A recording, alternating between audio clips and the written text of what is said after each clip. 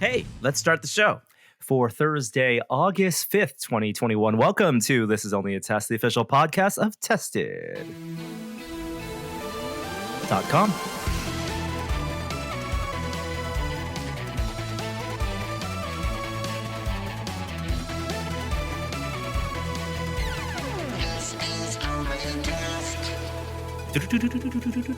Welcome and good morning, fellas, to this week's podcast. Jeremy Williams here. What's up? And Kishore. We got a full crew this week. Sure do. It must be something important happening, like a Ghostbusters trailer. The kind of thing that brings us all back together. I was looking at the list of topics that we're talking about this week, and if I had to rank them, they are so varied. But it's a lot of the greatest hits. We're going to talk about some Disney stuff. We're going to talk about some movie stuff, and we are going to kick things off, Kishore, with maybe a health update. Not our own personal health, although I'd love to hear about that. Also, hope you guys are all feeling well. We had the projectile vomiting. This household has stopped, at least in our kids. But out in the world, out in the greater United States, what's going on with the Delta variant? Okay, well, that was quite the intro with projectile vomiting. I appreciate it. I just want to start by saying it is a frustrating time. It's a really scary time, depending on where you sit. And it's a time that's honestly a bit confusing for a lot of people, not just here in the United States, but around the world, with how the Delta variant has raged everywhere and how that's increased hospitalizations and deaths pretty much everywhere it exists. So the kind of important things is the Delta variant is pretty much the dominant strain of the virus worldwide at this point. Here in the US, we think it's about 90% of the cases are coming from this one strain. And so it's pretty much the issue that everyone is facing. The early analysis of the Delta variant has shown that it's about twice as transmissible as the original strain of the virus that originated in China that came here about a year ago. And I've mentioned this before. What that means, though, is that is functionally, we used to say things like, if you're indoors with somebody, you could pick up the virus in as little as 15 minutes. And now that number is down closer to 5 minutes, is what that increase in transmissibility means. And while most people have long been worried about infectiousness or deadliness of the virus, transmissibility is actually the thing that we've been most worried about, because an increase in transmissibility just means more cases, and more cases will mean more hospitalizations and more deaths inevitably. And that's why the Delta variant has been so terrifying. Here in the US, where we live, pretty much every state, with the exception of a couple, are on a dramatic upward swing in cases, even in places that are highly vaccinated. The city we live in, it has about 83% of eligible people are vaccinated, and we're still seeing a rapid rise in cases, almost near the levels what we saw at the end of last year. So it's no joke, but that's not new information for anyone. What is different is that because of how rapid cases are coming, some new information has emerged. Now, last week, the CDC changed their guidance and said, like, if you're vaccinated, you should wear masks indoors.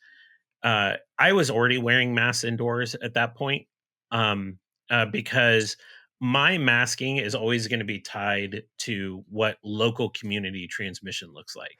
And as soon as I heard about the upward swing in cases in San Francisco and how rapid it was coming, I was like, mask is going back on. I didn't need like the CDC to come in and tell me like they're required now to do anything. And their evidence for it really is based off of the fact that they saw vaccinated people essentially have more breakthrough cases than what they expected. It's still very uncommon, but they were surprised by this. And the study they cited really showed a number of people that were unmasked indoor at bars, probably in very, very close contact based on the social situation they were in, got the had breakthrough cases of the Delta variant, and pretty much all of them um, are fine at this point. There's only one person that was hospitalized. So it's actually a testament to how effective the vaccines are in reality because it kept anyone that was there from dying. But at the same time, I think it scared a lot of people who saw the vaccines as sort of being a huge layer of protection against Delta. I'm here to tell you it is still a massive level of protection against Delta. It is spectacular how well they're still performing against Delta. We're talking about instead of maybe 95% efficacy, what we saw with the original strain, we're down closer to 90%. But the number of people that have gotten the vaccine and have breakthrough cases, while still super rare, we're thinking it's like 1%. It's probably a little higher than that because a lot of people are asymptomatic. Um, we're Not not everyone's seeing getting them go to the tested. hospital. Yeah. Yeah, we're not seeing them go to the hospital, and we're not seeing them die. And I think that's the chief thing is like we're in a situation now where the virus is spreading so rapidly, especially amongst those that haven't had a vaccine, that the vaccine is the biggest protection you have. We can talk about masks all day. The vaccine is orders of magnitude above that in terms of your protection, because it's the kind of protection that keeps you from being hospitalized and dying. So I think nothing has really changed in a lot of ways. Like we have a virus that is now adapting to what's happening. It's more transmissible, but at the same time, our biggest intervention against it, the vaccine, is still performing really well. We're just having to take some extra precautions right now as we're going through this wave. I would fully expect there's going to be more subsequent waves of Delta here in the US and other countries, even at high rates of vaccination. Because with the increased transmissibility of this virus, we think the herd immunity target that's necessary, even in localized settings, is much higher now. That it's 90%. closer to like 85% or Ah, above. And that we weren't going to be able to achieve the herd immunity targets before on the original strain, which were closer to 70, 80%. And we definitely won't get there now. So this is really about just mitigating your own risk as much as possible. And to me, what that means is I wear a mask indoors everywhere I go. I'm avoiding crowded settings. Outdoors is still safe, so I'm still going to go eat outdoors. I'm still going to go meet up with friends in the park. Um, the vaccine has offered me a great deal of protection for that. You're probably in your life, if you know a lot of vaccinated people, going to hear about people that have had breakthrough infections. It's going to happen. We can call them rare, but we're going to hear about them anecdotally. And it's not a reason to panic. It's actually, I think it's a sign that the vaccines are working as were promised to us, that they have a really high efficacy, but they're not perfect at the end of the day. I think there's a lot of conflating of that data, especially the way we talk about it, the way it's framed in a lot of the media when they say, the science is changing. Science is the same. It's the new information, right? That over time, and maybe that's the shorthand for saying it, but also what's being reported, the breakthrough stuff. It's scary because it feels like it's in clusters. It feels like, right? Because that's where the reports are coming from. And so there's a sense that, even though statistically it is rare, if it's going to be out of the 200 plus million people in the country, we're talking about a million. It's still a lot of people. And that's why you say that Mhm. you're going to hear about that happening. You have to pair that with also it being rare contextually, statistically, with also no hospitalization. You're not going to die if you have the vaccine. That's not happening yet. Yeah, I mean, like with anything in life, there's no such thing as perfect. There's no promises that can be perfectly kept. But as he said, like we've vaccinated here in the U.S. like almost 200 million people, and if 1% of those vaccinated have breakthrough infections, that's still like 2 million people. Yeah, That's a lot yeah. of people. Like, and so even though it's statistically rare, you're probably going to hear about it. I I wonder got if two it's too. questions. Oh, I, go w- ahead. I wonder if it's too early to say, but what is the latest thinking or study on breakthrough infections getting long COVID, having effects Mm. long term from having COVID, even if they aren't hospitalized? Yeah, so it is too early, but there are a number of long COVID survivor groups that have gotten together and brought their patients together to help more quickly analyze this. Because without the patients themselves, we're not going to be able to do this kind of research to understand. And so, even though it's a biased sample, a few of those groups have been surveying their members on how many had breakthrough infections and how many of those breakthroughs had led to long COVID. And so what's important is like, and this is a bias sample, so take it with a grain of salt, is that those that had symptomatic breakthrough infections, which are exceedingly rare, are the ones that were the most susceptible to long COVID. So I think that's the population we need to look at much more carefully. And then we have to dig at them. So one of the hard things is there's just not that many of them yet. And Right. we're going to get more, but that's what it's going to take to get to the answer. My guess is, though, it's not going to be a small number, though, that has long COVID impacts once they have symptomatic effects. And I got two questions for you. One about booster shots. That's a thing that we've been hearing a lot about, the efficacy of the vaccines, the different types of vaccines, the single shot versus two shot, but over, 6+ month period, as we are now almost 6 months past the people who got their very, very first shots. And also Delta Plus, which is a thing I saw trending on Twitter. Is Yeah, that a real thing? it's a really bad subscription service from Delta. On the boosters, first and foremost, a lot of this is being informed by a set of studies out of Israel that showed some waning immunity in older adults that were first vaccinated in December, January. They saw a dip in a certain type of antibody response, which is not the long-term antibody response; it's more the immediate antibody response that comes from the vaccine. And so there's evidence pointing to some waning immunity, but we don't know what it means long term. So with that grain of salt applied, there's two factors here. So this morning, the WHO came out and said they want to put a moratorium on boosters until September because of the inequities in vaccination, because so many countries haven't gotten any doses yet, or very few doses at this point. When you're basically richer countries are applying a third shot to their population while some don't get it, that is going to further inequity and probably strain a lot of relationships. And that's their perspective. Um, I believe that there is enough evidence that we should be proactive about giving boosters to those that are severely at risk. So, like nursing homes, where the lion's share of deaths in this country have come from, those people probably should be getting boosters now, or within the next couple months. I think there's enough evidence to say there is waning immunity there. And the entire purpose of that is to prevent deaths. So I fully respect what the WHO said this morning, but that would be like a proactive measure that I think is really important for us that have now in that kind of like 5 to 6 months region since we've taken the vaccine. I don't think there's any real urgent sign that we need to take a booster anytime soon. There's nothing emerging from that Israel data that points to waning immunity in like 30, 40-year olds and younger adults. Those were all people like 65 and up, or 60 and up, excuse me.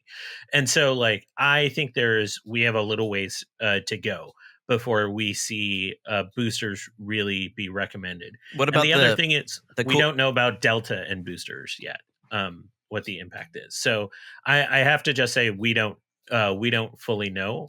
I think we're moving into an area where boosters are becoming more of a possibility going into next year. What about the cool kids that got the Johnson and Johnson vaccine? Yeah, Johnson and Johnson still shows pretty high efficacy against Delta. There's a number of research. The problem with Johnson and Johnson is not enough people got that shot for us to study it effectively. So like all of these things are like, well, we got to study it and see what the impact is. Like you need a population of people that have gotten that. Here in San Francisco General is offering, I think it's a Pfizer booster available for anyone that got J&J. I don't think there's super strong evidence about it, but at this point, because you're not going to get solid answers about J&J just because there aren't enough people getting it. It's not like the end of the world for you to get it. There is a lot of studies on mix and matching shots. For those that are curious, there was a big study out of the UK that looked at AstraZeneca and Pfizer combined, and it actually had higher efficacy than the AstraZeneca alone. So like there is some positive benefit there. All right. And then Delta Plus? Delta Plus. Delta Plus is basically a variant that's been identified in South Korea. It has it's from the Delta lineage, and it has a mutation at a site that the South African variant, the Beta variant, had on this particular protein. And so they're like, oh, this could be bad for potential vaccine evasiveness, but no one knows yet. There hasn't been any studies done. They've only first identified this. It's like 2 cases identified in South Korea at this point. And so they'll be looking at it. It has a scarier name than evidence suggests right now. And so I think scientists will be looking at it closely. And then when in the context of Lambda, the other variant, this is one that has emerged in South America. What we're seeing is Delta outcompete all of these other variants right now. So Delta is still the dominant strain everywhere. And as long as that's the case, there isn't much value in worrying about the other variants if they're being outcompeted for. Lambda is one people are watching closely because there was a small study out of Japan, looked at about 200 people. It wasn't a super well done study. It was a lab-based study, which, you need real world conditions to really effectively test this, that showed some vaccine evasiveness, but there's problems with how they controlled that study. So there's going to be more work going. At this point, I'm not concerned about any other variants. This is about Delta and Delta alone. And the way go ahead. I was going to say, and the way the vaccines are developed is that the idea is the pharmaceuticals could adapt the vaccines for these variants to have the same amount of efficacy quickly. It would just be about the trials and approval process and what that would look like. Yeah, we don't know what that would look like exactly, but the guesses would be like 3 months from the green light for them to reprogram instructions, manufacture, and start distribution. So that's pretty freaking quick. So I don't know what. At this point, I'm not terribly worried about other variants. This is about us and Delta. I expect a crash in the U.S. in the next maybe 2 to 4 weeks. Based on what we're seeing out of the UK and Belgium. I'm looking at Canada super, super closely. Shout out to our friends up north. They've done an excellent job, maybe best in the world at this point at scale, at vaccinating their population. They're closer to 80% than we are at 70%. And it'll be really interesting to see if Delta takes off there as it did in the US.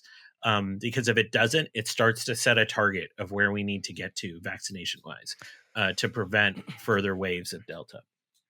With the caveat, there's going to be local surges in a bunch of places. Hypothetically speaking, if in 2 weeks a pinball league were to start back up, would somebody want to go and attend a league with about 50 people at some place like Free Gold Watch, an indoor establishment? It's a pretty small venue. Yeah. So Free Gold Watch is like an interesting case study here because Free Gold Watch has a roll-up garage door at the front and a long, narrow pathway to the back that is stocked to the brim with pinball machines.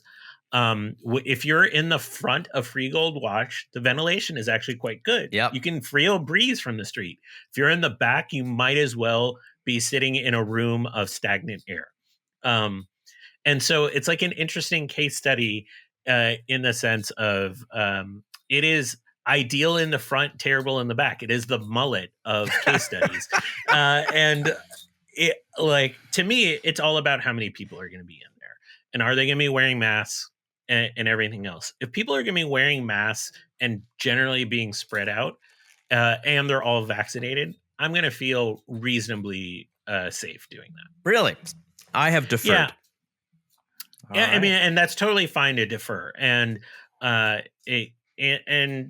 I think the chief mitigating factor for me at Free Gold Watch is it has a giant roll up door that is just open to the street. So if you have like a fan going in and some other ventilation, it's pretty good. I wouldn't go if it was crowded. I think the big question that a lot of us are dealing with, or a lot of countries are dealing with, is about kids, especially with back to school happening. We're going to see a rise in cases in kids. Period. Like, brace yourself for it. It's coming. I think there's 3 important facts. Kids get the virus from adults. They aren't getting it from other kids primarily. So those settings that kids are in, I think that's a place we need to look at very carefully, where all the adults need to be vaccinated. Because that's going to offer the kids the biggest protection, especially those 5 to 11-year-olds that can't get vaccinated. 1, we know ventilation is like key for this. Masking is key for this, because we know from evidence of last year, those were the 2 factors that were predictive of limiting any spread in schools. All that being said, I think we've had 4 million positive cases identified in kids since the start of the pandemic in the US. We've had about 500 deaths of kids. That sounds super low, and it is, because kids rarely die. But the other thing is, kids rarely die, period, of anything. So that would place COVID as a top 10 killer of kids in this country, even at that number. So I'm looking for, in my school, some policies about vaccination and testing for the adults. Then I'm looking for some layers of ventilation. Are they doing a lot outside? Are they wearing masks? Is the third thing. And then I'll just end by saying we have a lot of evidence from schools going back for months now that is beneficial for the kid overall, and that transmission is much less at school compared to in the community writ large. Most people are getting this virus in situations where they're eating without masks in a small indoor closed setting. That's not typically where school situations are. But if you're asking me what I'm looking for in school, those are the conditions I'm looking for. I'm a little nervous, but I'm sending my kid back in 2 weeks. All right. I want everyone to leave this. I'll just say one last thing. I want everyone to leave with, like, we have the tools right now. We absolutely have the tools to beat this back, and we are going to make progress. But there are going to be peaks and valleys. And I was caught a little off guard at how soon this peak came. I really thought we'd make it to September before this peak came, but we're probably going to get another couple waves heading into the fall. So just be prepared, but nothing has really changed. And be safe, everyone. Absolutely. Be safe, everyone. All right, let's move on to some more traditional fun talk. We're going to switch gears very quickly. Kishore, you weren't on the podcast last week. Did you get a Playdate pre-order? No, I'm not interested. Why not? Why not? Because... So again, and like, this question came up for me with the Steam Deck. What am I going to play on it that I really want to play on? Did you get a Steam Deck? You don't know. Kishore did not get a Steam Deck. No, I have now. Because after the conversation with Dan Stapleton, I was like, yeah, you're right. Like, I've been playing Factorio, and I was like, that would be perfect to play in the bathroom. In the bathroom, right? Yeah. And Steam so Upper Deck. Like, you're right. And I'm not going, with the acknowledgement that I'm not going to get it till like whatever Q3 2022 at this point. But tell me what you're excited about to play on the Playdate. I think it's the mystery box. Okay. I'm excited. I don't know what the games are, and I'm excited to learn. Norm and I have different priorities. He likes the idea that everybody gets the same game at the same day, that you get this, season of games that are unlocked over time, and then there's this water cooler talk about the latest. That is cool, but my thing that is the crank. I think it's a novel interface that you don't have on another platform, whether it's a PC or a console, and that lends itself to innovative, interesting new gameplay mechanics that I'm interested to see what the developers come up with. These things are not mutually exclusive. We can be Right. excited about the crank and the water cooler. Those things, I believe, go hand in hand. 100%. The crank, even in their own words, is a gimmick. I think it's like, it's going to be the thing you're like, this is cool, and then you never use on a day-to-day basis. What are you talking about? You never use, like, I mean, are you going to play the games? If you play the games, you're going to use the crank.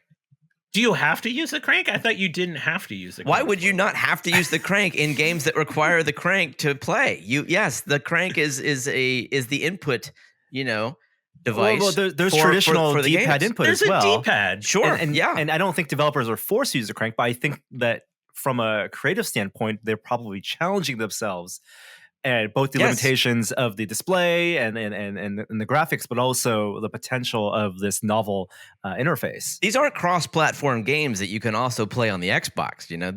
These are Playdate games, and so of course take advantage of that thing nobody else has. And as someone with a short attention span, I look forward to the game that I play for 5 minutes, maybe half an hour, if at that, and then I'll be satisfied with it. And I'm like, okay, that was cool. That was novel. Let me tweet about it. Hey, other people are tweeting about it at the same time because we all unlocked it on the same day. Look, Jeremy, I get it. It's part of your brand to be like, yes, this Playdate is awesome. But you're trying to get me excited about a game called Sasquatchers. And I'm just like it's going to take me a second to get there, especially since it's like $200. Hey, yeah, you're right. It's not cheap. But it's it's a portable handheld console made by some cool folks at Panic, indie developers themselves. Yeah, I'm not hating on this device. I'm just saying I didn't pre-order it. That's all. Yeah. Well, pre-orders launched last week, and the 20,000 unit allotment basically sold out within the first 17 hour, minutes. 17 minutes? No, really? Yep, really. Wow, that was fast. Okay.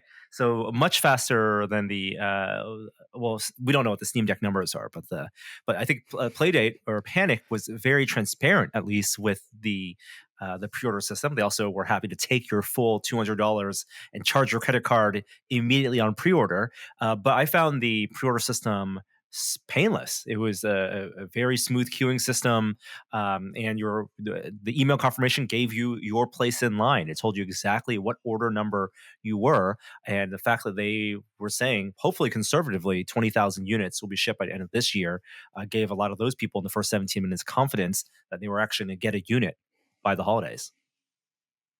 Yeah, should be fun. Yes. Order 10,000 over here. It was you could tell that just anecdotally the curve of orders. So many in the first 5 minutes, and then it trailed off to the first 20 minutes. We'll see you at the water cooler, Kishore. You can just listen. Yeah. Okay, a couple of trailers also came out this week. We had a new Ghostbusters Afterlife trailer. Either of you watch this? Yeah, of course. Of course. Thoughts on this? As its take on Ghostbusters, as fans presumably of the original? Yeah, I'm a big fan of the original, and not so much of the sequel. But I love the original. And anecdote: when I was a young lad, I won a radio call-in show contest. I was like caller 14 or whatever, to get free tickets and a soundtrack and a jar of slime for Ghostbusters 2. For Ghostbusters 2. So it was a big deal, and so I have a history with Ghostbusters. And nice. The thing that I'm most grateful for this trailer is that it showed me that it is going to be, first of all, that the special effects very much mimic the style of the original. And I was worried that it would be overly CG and too fantastical. This really looks like they probably use CG. I wouldn't be surprised, like a ton. But they coerce CG to look like the old school style of special effects that ILM did for Ghostbusters, which is great. I love that old look. But it also goes kind of kitschy. It was also like a little bit cute. There's a little bit of like a little bit of Star Wars Episode 1 going on. And or I should say the special edition. Let's say special edition of New Hope, right? Like there's some cute stuff happening with small characters in this trailer.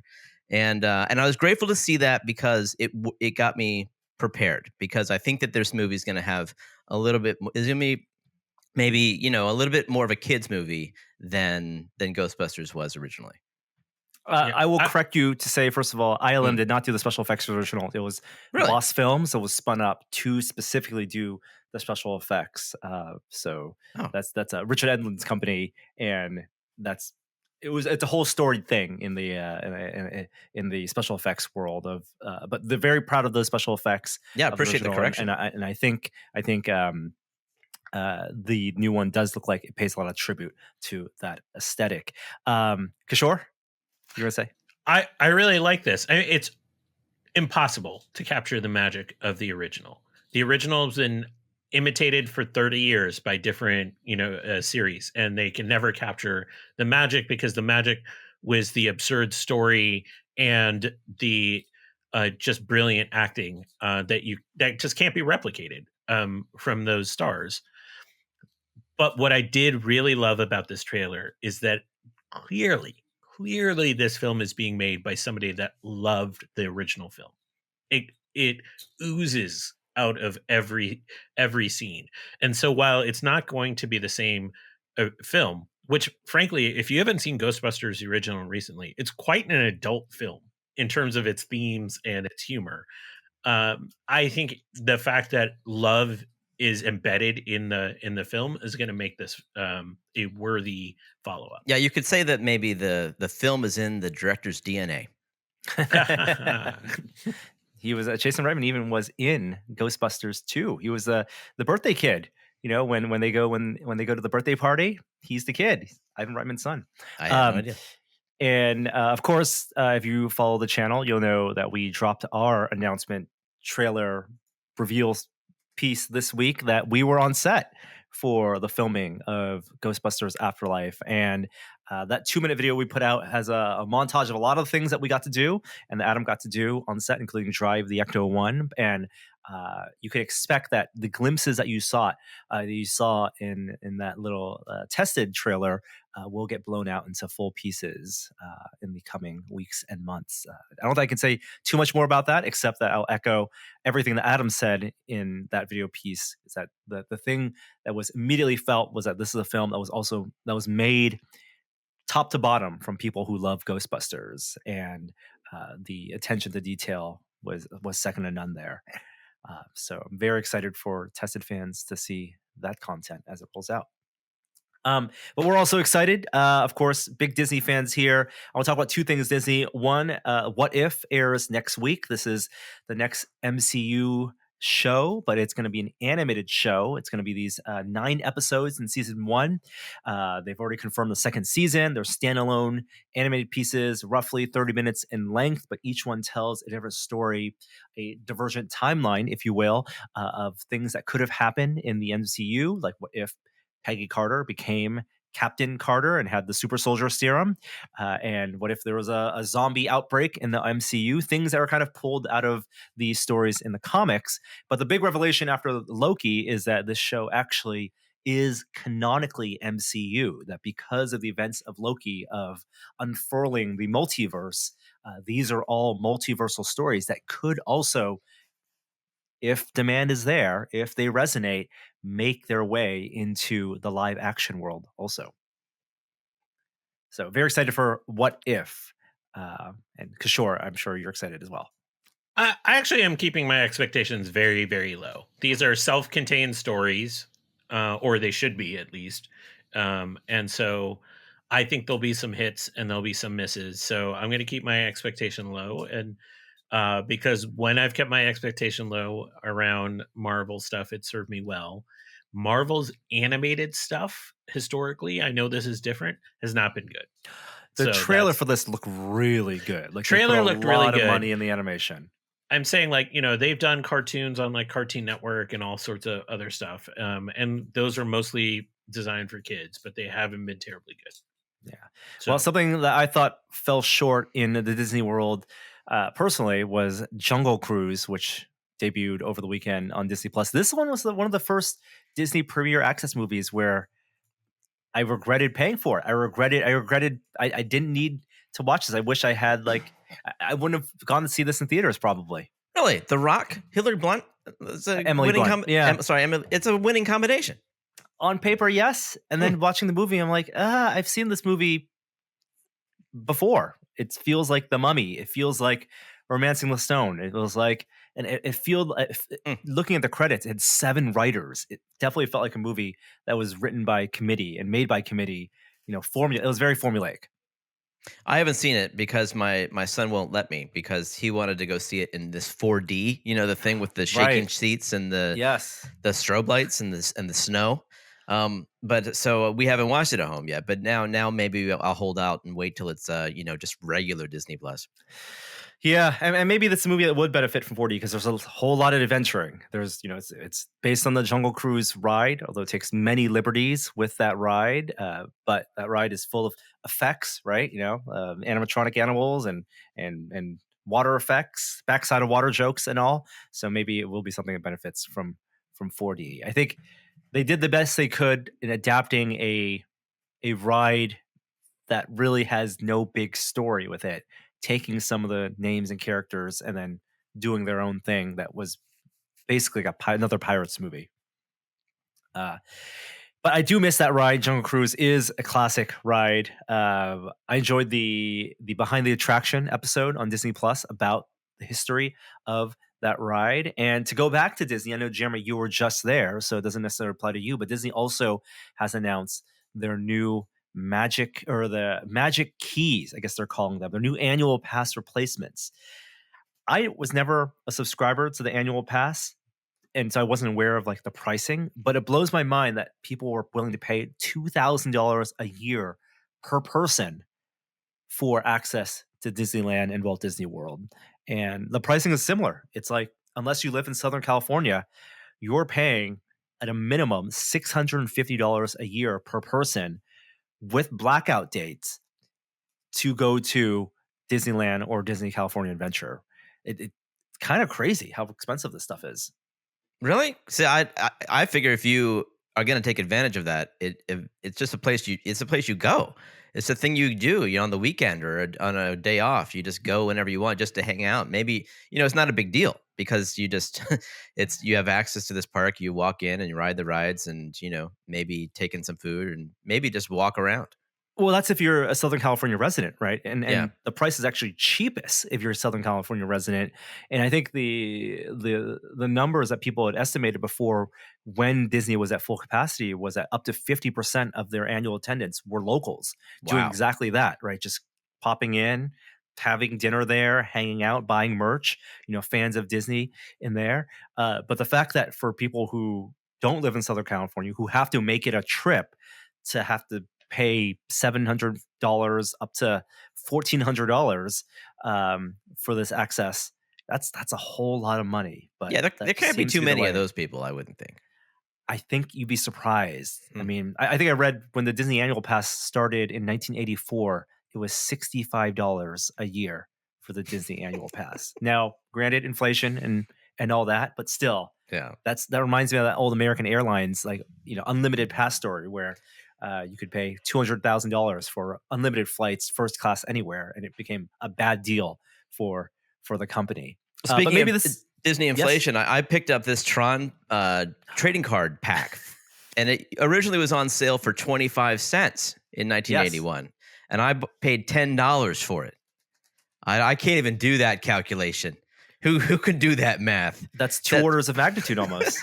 It's a lot. So it's yeah, and I haven't opened it yet because I think it's worth more still in the pack. But you're right. No, prices go up. Yeah, It was 1984, you said it was 81. 81. No, it's 40 years ago exactly. 40 so times it the would be pricing. 75 cents now, according to an inflation calculator. Oh, so that would be like if actual inflation. Yeah, I guess these are rare now. Very, very valuable. What's on the cards? Is it characters and stats and plot details? You can look it up now. Like back then, you couldn't look it up, but now you can just Google it. Yeah, it's a bunch of characters. There's a sticker in there, and there's video game tips for how to win the arcade game, which is like the most valuable thing. I really want to learn those. Nice. Well, if you want to drop more money on Disney, this is breaking news. The Star Wars Galactic Starcruiser pricing has been revealed. Now, these will not. This is the thing at Walt Disney World. That's the immersive hotel stay, multiple nights. You get like to go to Galaxy's Edge in one of these excursions, but it's a whole theatrical thing where activities are on board the ship, quote unquote, in the hotel, with performances. Also, be the first place that you'll get to see Disney's new lightsaber design, and 2 guests per cabin. It's $5,000 for the voyage for 2 days. For 2 days, or $1,200 per guest per night. So do they just hook up the vacuum directly to your wallet? I'm sure their payment plans are available. And if you want to bring a child, the child actually is only a marginal increase in price. I guess they expect a lot of these to just be 2 adults who want to do this. If you're 2 adults and you want to go on, right, $5,000. If you have a child, it's only $5,300. Only an extra like $400 total for the whole trip if you have 1 kid. 3 adults, 1 child, 4 guests total, $6,000. So it's really it's capacity driven by the number of rooms, number of cabins. Certainly, this includes access to Disney World itself, right? I would hope so. Yeah, me too. I would hope so. It's a 2-night experience. Right? Very expensive. I mean, a Disney cruise doesn't cost that much. They don't even have 2-day Disney cruises, probably. Like those probably start at 3 or 4 nights. That's nuts. Yeah. Oh, sorry. The detail says the package includes entry only into Disney's Hollywood Studios for 1 day of those 2, and that's for the Galaxy's Edge part of it. Wow. That's it. So if you want to go to anywhere else in Walt Disney World, you got to buy, I guess, a magic key or buy the tickets individually. Yeah. All right. Moving on. Some hardware. This, I guess, the biggest hardware story this week. Google announced the Pixel 6 coming out this fall.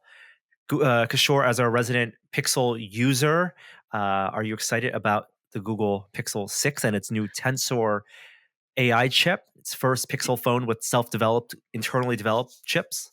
Well, let's ease off of that internally developed yet. So I actually have a Pixel 5, and I haven't been terribly happy with the Pixel 5. It's fine, but it certainly by no means approaches like the S20 in terms of components and power.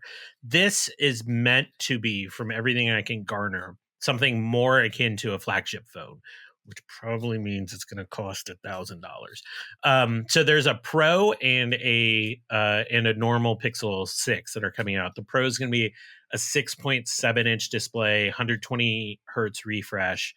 The normal is going to be 6.4, 90 hertz refresh. The Pro is going to have the 3 camera back, so telephoto, ultra wide, 4x optical zoom, pretty standard. From my sense, the regular is only going to have 2 cameras. I think it loses the telephoto. But what's important inside is this idea of they're doing a whole system on a chip setup. So they're taking what was essentially developed, the TPUs that were developed for their enterprise things, and putting it together on a singular chip that they designed, not manufactured, because they wouldn't release who actually has built components on this chip. The rumor sites all kind of point to Samsung being involved in the manufacture of a lot of these things, which actually is probably the right call, since Samsung makes the most powerful Android phones on the market.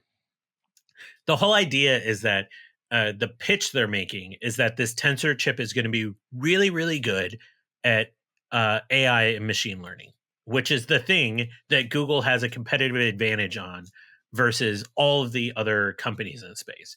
So I look at it a lot like the neural core thing that's in the A series chips. That being said, like, I want to see performance details on this once the phone comes out, because everything you're hearing kind of behind the scenes is, like, people are excited. This is a chip they designed, all of that kind of stuff. There's still, the expectations are that this isn't going to come close to the A chip performance levels. So I'm very curious what this looks like in practice. Now, the one area that I think we're going to see the most utilization of this is how it processes photos. I think this is probably going to drive you nuts, Norm, what they're going to try to do with some of the AI processing on images. But I think that's where we're going to see it do stuff. I think you're right about it not being. You can't look at this chip and all the mysteries surrounded about the manufacturing. It's an ARM-based chip. They've said that, but haven't released the specific speeds and feeds yet. But you can't look at it and say just because Google has made a SoC that it's going to be a blanket performance update or performance improvement across every aspect of Android, even though they now control the hardware and the software because the software has to be optimized. It's open source theoretically, optimized for all different chip manufacturers. But the things they can control are taking advantage of the Tensor's chip attributes and the AI aspects for two specific things we talk about. One is photos, like you said. Another is speech recognition on system speech recognition for faster dictation, faster captioning. They done a lot of these ads about video chat with live captioning, real time captioning, things that Microsoft's done with Skype as well. But they want all of this to be done seamlessly and without having a huge drain on performance otherwise, or battery life. And I think you're right for the photos. They were first with the low light photography, the night mode stuff that everyone's jumped on now. But there's also, computational photography is divisive. It's also a matter of you just got to also have a good camera sensor, and you got to pair a good camera sensor that can actually take in the photons with then how you manipulate those photons. And what I would not want to see is just over manipulation for the sake of over manipulation to show off the AI attributes for things that they say will look better to the eye, even though it's just making up for the lack of light hitting these sensors. Yeah, I don't want to sound cynical because I have liked the Pixel phones as a line overall, but they just aren't making the leaps. But we saw a lot of the kind of language processing, captioning, all that kind of stuff at Google I/O. It's pretty edge case stuff, I think, for most users in terms of performance. So I want to see this in real world settings. I will say one last thing though. Have you ever gotten your eyes dilated at the optometrist and walked out with those terrible glasses that wrap around your face? Yep. That's what this phone looks like. I think it's hideous. It has this huge bump in the middle of its back, where the three different cameras are in a row. And it's sort of like this awkward bulge that makes the phone look unbalanced, to be honest. And one of the things I've enjoyed most about Pixel phones, and this is me being an old man, I liked an actual fingerprint sensor, and this is going to in-screen fingerprint sensors, which frankly I don't think are as good. So, anyways, I have some early complaints, but I'm interested to see how this system on a chip works overall. I can't imagine spending $1,000 on this based on what we've seen so far, though.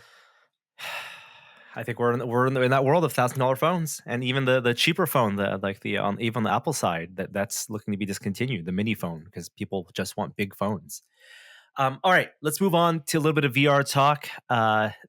It's not really news, but there's been a lot of kind of hubbub on social media, a lot of discussion between VR enthusiasts over the past week about the idea that PCVR is dead.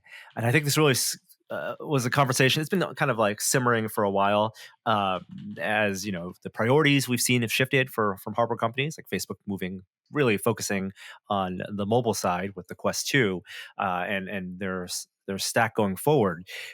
But the founder of Live, the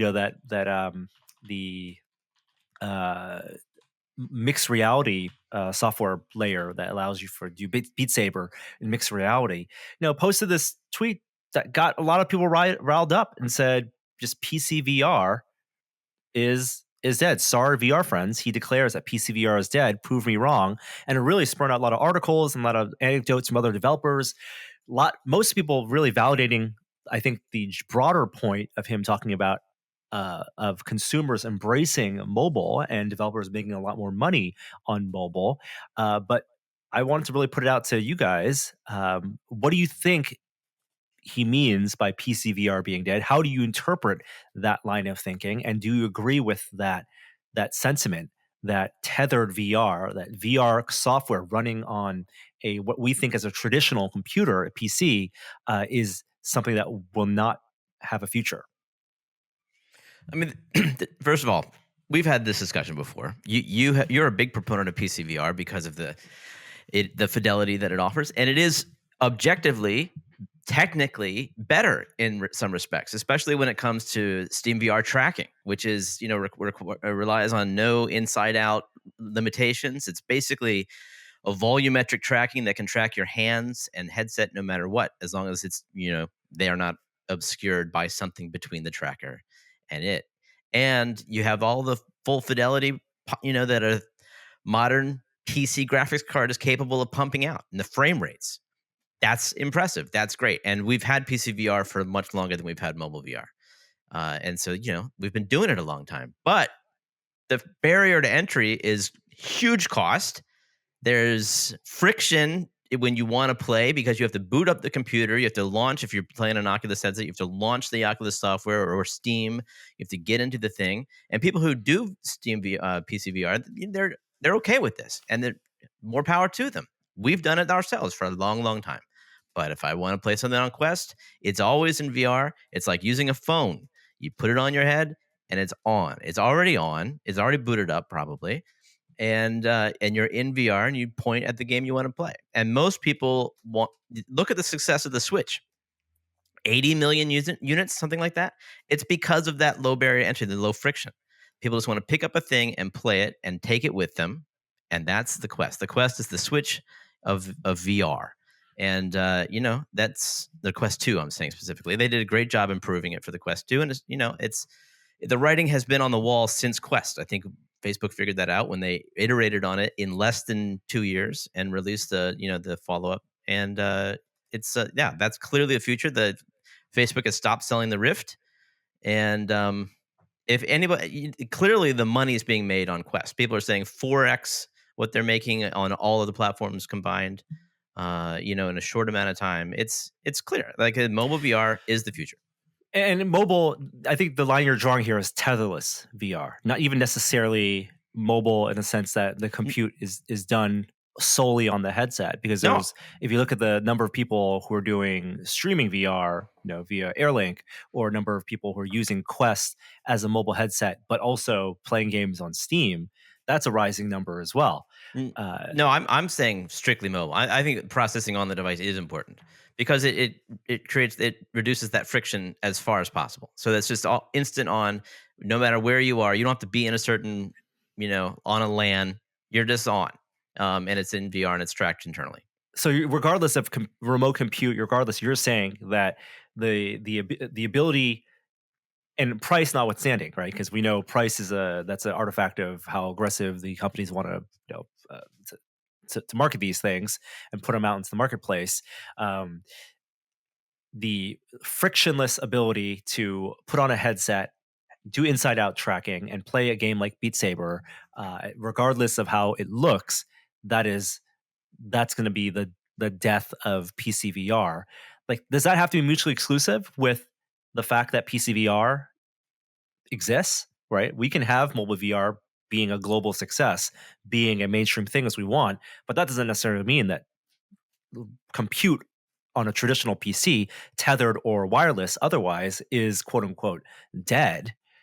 We can say that it can't compete with the benefits of mobile VR, and I agree with that. And at the same time, I'll also say this is a short-term barrier between the two, because if you believe in Moore's law and you believe in these devices only getting faster and more powerful, at some point it all becomes the same thing. The mobile VR 10 years down the line is the equivalent of what PC VR offers today. I think you're going to see you will not see a Half-Life Alyx developed by an indie developer. Like, the only reason that exists is because Valve could afford to experiment. And however, you will see more indies do big development for mobile because they have that guaranteed return. And you're right, they will also be on PC, but they'll be mobile first. And that's what I think people mean by PCVR being dead. It's no longer the leader. So it's really a chicken egg thing. When you say PCVR being dead, it's about where not only consumers choose to find their content, but where the supply comes from, the content supply, where developers choose to output the content, and where hardware makers choose to focus on hardware innovation. And I know you skipped over you said like putting aside price because companies can be aggressive with their pricing. I think the days of being super aggressive with the pricing are probably past. If Valve couldn't make it really work competitively at whatever $800, let's just call it, I don't think we're going to see sub $1,000 true PCVR headsets going forward. And then you're in a market where you have something that's like $300-$400 compared to something that's $1,000. That a lot of the titles can be played on both. And actually, the titles, as you said, were developed for the mobile one. I just have a hard time seeing the hardware for PCVR be able to keep up competitively in the pricing regime that's emerging. We live in a real world, and we can't ignore the price because we can't ignore that that's what is being offered to consumers right now. There's also a million plus user ecosystem of people with ability to do tethered VR, and I do think that while the marketplace of content maybe it'll become secondary to mobile, but the benefits are still there, and I do think developers who want to will make that if the pipelines are in place for them to whether it's on Unity or Unreal or their own engines to make a mobile game optimized for Quest or whatever it is, but then also be able to re-export, recompile for higher fidelity graphics on the desktop side. I think that's not money they're going to turn away, and I think that there's still a strong, a strong base of users who are going to be happy to pay, who maybe don't, for one reason or another, don't want to play on the mobile side, or maybe have a mobile headset but would prefer to have their compute done tethered or tetherlessly on the PC side because they've invested in the PC system. And I think that offering is still going to be there. But I think we're all in agreement that mobile is where the marketplace is at. For developers who want to make money, mobile first makes a lot of sense. And if they want to reach that large base of users, and for people who maybe are buying hardware for the first time, this is what we're recommending because you can't beat that price plus that functionality that's been put into the Oculus hardware and Oculus hardware ecosystem. And I don't think it's necessarily a bad thing for developers either to have clarity. Yeah, no, it's right. It's just disappointing. I think a lot of people who advocate for what we think of as PCVR, of high graphics power VR, are disappointed because we got this taste of these high fidelity games. Things like Lone Echo 2 still to come out, like Half-Life Alyx, and we're being told that developers can't afford to make games of this caliber or of this fidelity until the mobile hardware reaches that tipping point, however far away that might be. That is not a problem I have. Like I am thrilled that developers are making money in VR at all, because there was a long time where it was being talked about as if it was the next 3D TV and it was going to be a fad that came and went, and I was terrified. So the fact that VR has gotten traction, let's party, because this is great. Like even if it's mobile, great. If it was Quest 1, that would be great. But the fact that we have the Quest 2 as sort of the baseline, and we know that that's the beginning, the new beginning, I think this is fantastic. And like you said, it's just going to get better. It's just Moore's law is just going to make, and of course, great engineering is going to increase what's possible in mobile VR. And we're just talking about graphics here. I mean, if you talk about the lessons that developers and Valve learned specifically out of Half-Life Alyx, so much of that is in gameplay and things that don't require visual processing and high fidelity in large environments, just interaction models that any developer can look at and play a game like Half-Life Alyx and start adapting. All the lessons of a Lone Echo in what it means to traverse that space can be ported, as they've done with Echo Arena, Echo Combat on mobile. And so that's I think that's where we understand a lot of the power of VR. But I think where there's that bittersweet reality is that there's the scope of just the sheer rendering, right? The size of environments. When we think of in popular culture what we think of the visual fidelity of these worlds we want to be in. It's not just the animations; it's also number of pixels and the quality of the pixels. Yeah. And that's expensive. It's always been expensive in every aspect of game development. And maybe you got to piggyback on console gaming. You got to piggyback on ports, right? Maybe the future of PCVR is taking games like Red Dead Redemption, GTA, or whatever it's out on Sony and Xbox, and like Skyrim VR, and looking at the ports and supporting PCVR as a niche subset of even console gaming or desktop PC gaming, as opposed to a step up from mobile gaming.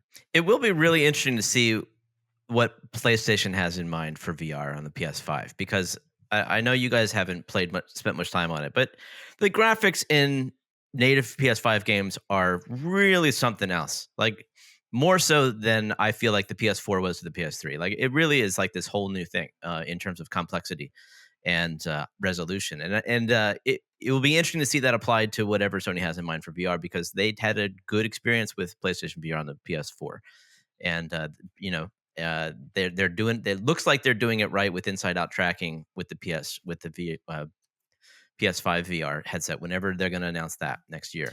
And it will be interesting to see how that compares to whatever high bar we have for mobile at the same time, because it could potentially be better, because it's going to basically be a PC. It's basically PCVR, except it's running on the PlayStation. I love this idea. I love the idea of Sony looking at the VR landscape and deciding maybe their customers, they're choosing between PS5 and PSVR, right?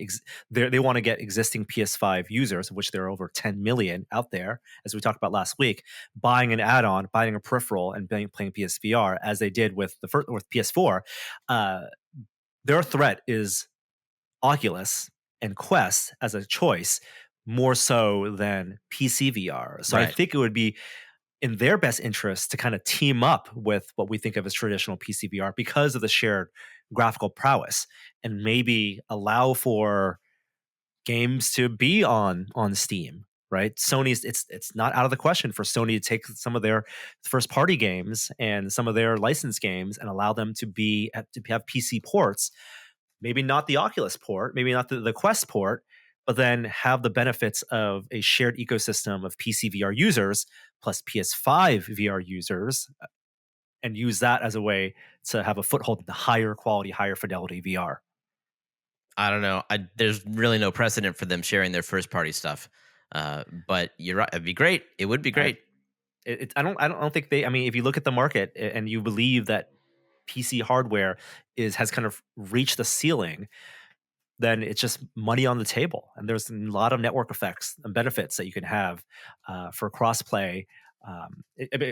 Presuming the software architecture can intermingle, and it's not hard to make those ports.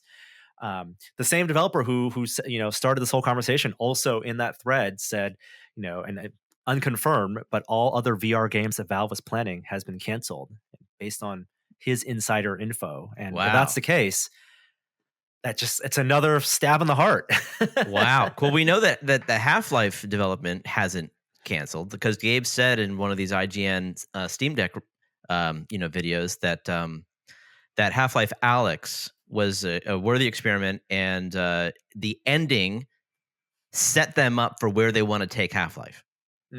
So we know that they're still working, but you're saying I didn't see that tweet that whatever if that VR you're saying potentially Half-Life will not have a future in VR. That's what the implication of this tweet. And the thing that Valve had said, if they had X number of VR games in development, right, when they launched the index, it'd be really sad if, and they've been known to shutter projects. They've talked openly about starting and shutting down projects, and there are only so many people there who can focus on content. Wow. So that would be sad.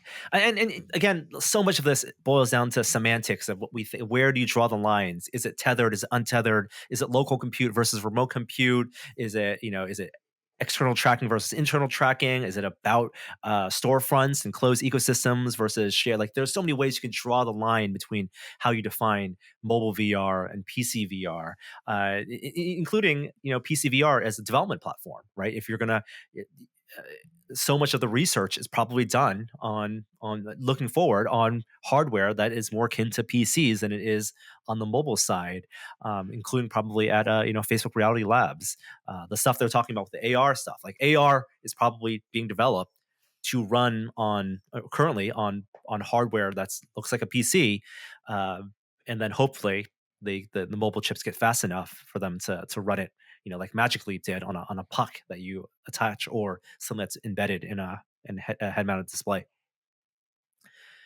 It's always an interesting discussion, and I'd love to hear what people out there have to think about it. Let us know in the comments. Let us know what you think. Is PCVR dead, or how do you define PCVR being dead, if you believe that's the case, or if that's not the case.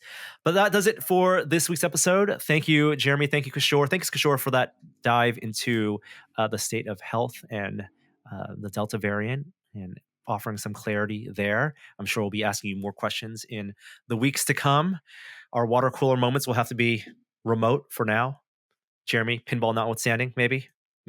Let us know if you end up heading there to your pinball league. It's so tempting. Like that list of members, when you read that, you're like, God.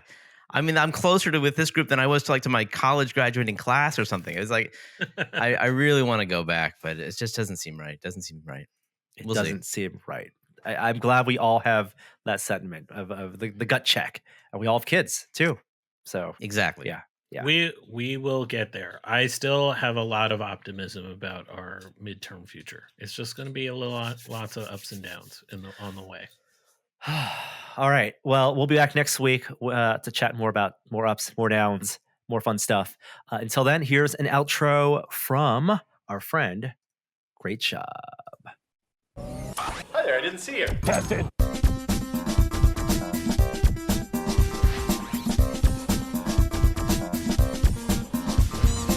Let me ask you a question, Jeremy. Yeah. Where'd the dicks come from?